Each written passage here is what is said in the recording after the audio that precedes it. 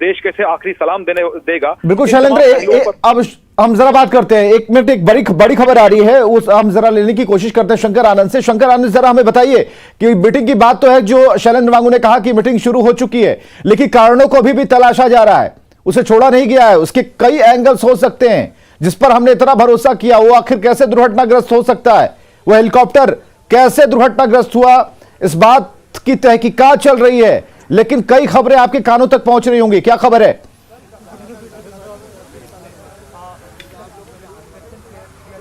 देखिए, जिस तरह से अभी हमारे सहयोगी शैलेंद्र बता रहे थे, उस बात को ही मैं आगे बढ़ाना चाहूँगा कि इस विमान के मसले पर जिस तरह से सवाल उठाए जा रहे हैं, फिलहाल वो भी समय नहीं है, क्योंकि इस मसले पर आगे भी जो जांच कमेटी होगी, जांच कमेटी की रिपोर्ट पहले आएगी, उसके बाद इस मामले पर कहा जा सकता है कि विमान किस तरह से दुर्घटनाग्रस्त हुआ, क्या इसमें तकनीकी खामियों की वजह से हुई है, या उस वक्त में अचानक कुछ ऐसा तकनीकी खामी आया है, या मौसम का असर हुआ जिसकी वजह से यह हादसा हुआ है।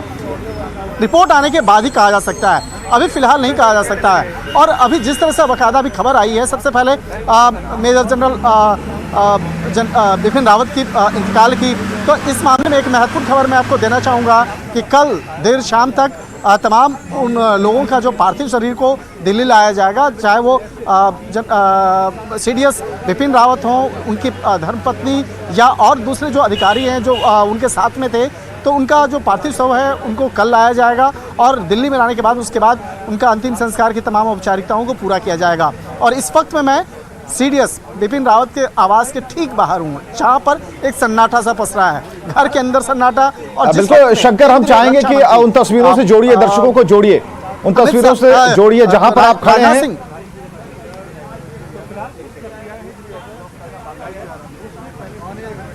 मैं इस पर बताना चाहूँगा कि इस वक्त में मैं अपने पीछे दिखाना चाहूँगा कि ठीक पीछे जो जनरल बिपिन रावत जो हैं उनके आवास का मैं दिखाना चाहूँगा कि जहाँ पर फिलहाल सन्नाटा पसरा हुआ है।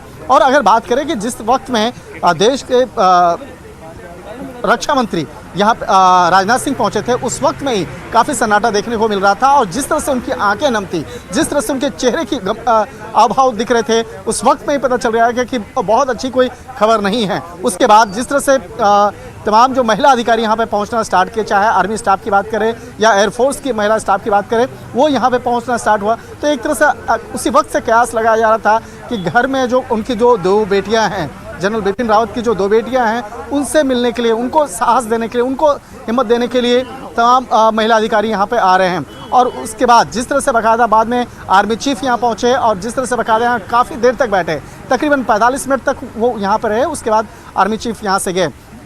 एक तरह से कहा जा सकता है कि जनरल बिपिन रावत के उनके मौत की खबर आने के बाद जो यहाँ पे उनके घर के बाहर जरूर सन्नाटा छाया हुआ है, लेकिन आज हर कोई याद कर रहा है, चाहे बात करें देश के प्रधानमंत्री, गृह मंत्री, रक्षा मंत्री या नेता विपक्ष की बात कर लें तो राहुल गांधी ने भी अभी कुछ देर पहले ट्वीट किया है। इसके साथ ही यहाँ तक कि किसान नेता राकेश टिकैत भी इस मामले पर उन्होंने एक ट्वीट किया है, उन्होंने भी और जो CDS रहे हैं बिपिन रावत, उनको श्रद्धांजलि दिए हैं। और शैलेंद्र हमारे साथ जुड़े हुए हैं। शैलेंद्र, 1 महीने में, क्योंकि इससे पहले भी हादसे हुए हैं, 19 तारीख जब यही हेलीकॉप्टर, यही चॉपर दुर्घटनाग्रस्त हुआ था, कुल 12 लोगों के मारे जाने की खबर थी।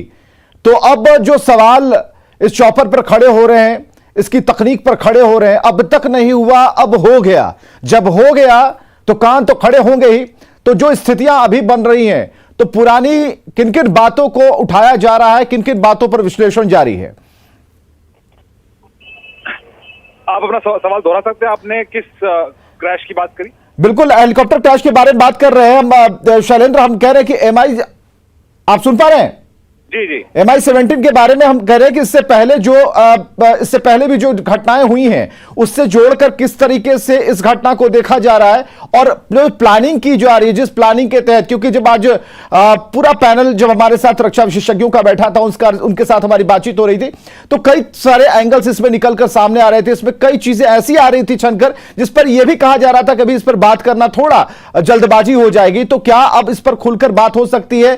क्या सिर्फ एक दुर्घटना है या इसका कोई और भी एंगल है? देखिए, इसमें 2 बातें अहम हैं। पहले तो ये कि ये हेलीकॉप्टर, जैसे मैंने आपको बताया, बहुत रिलायबल है, खुद प्रधानमंत्री मोदी भी इसमें यात्रा करते हैं।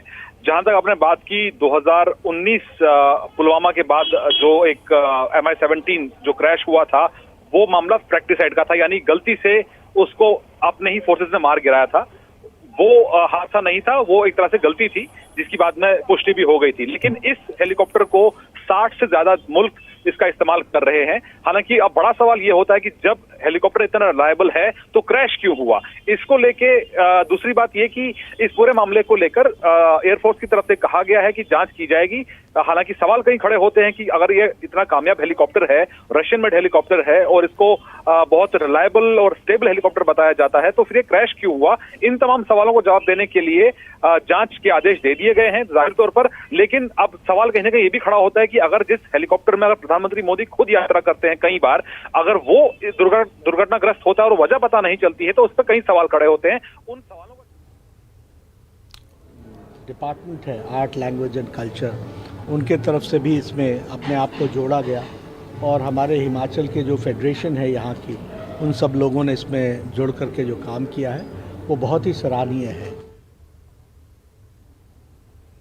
तो इस वक्त